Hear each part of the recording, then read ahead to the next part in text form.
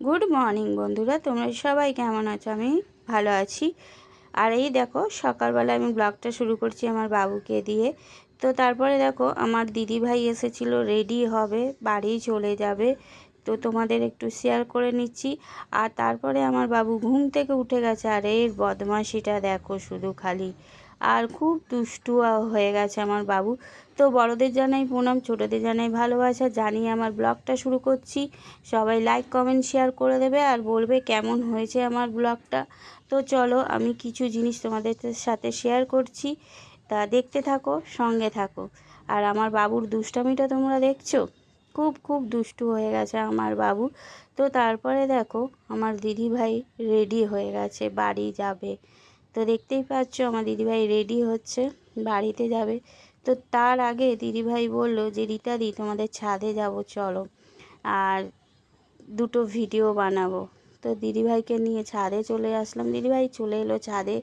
আর দিদিভাই রাতের সময় বাড়িতে আসলে প্রায় রাতে আমার দিদিভাই ছাদে এসে বসে থাকে, কেন ছাদটা রাত্রের বেলা খুব ভালো লাগে, মানে লাইট ফাইট জ্বলে তো দিদিভাইয়ের খুব ভালো লাগে।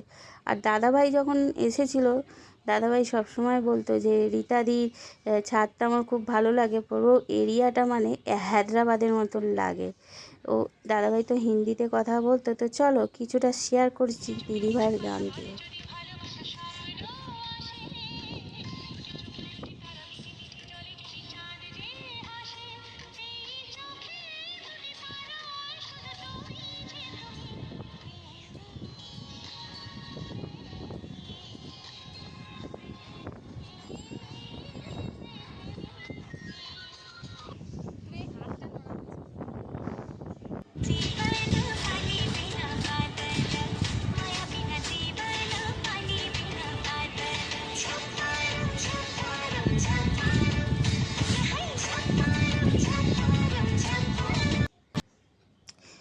তো দেখো দিদিভাই ডান্স করা হয়ে গেছে, তোমাদের দেখালাম।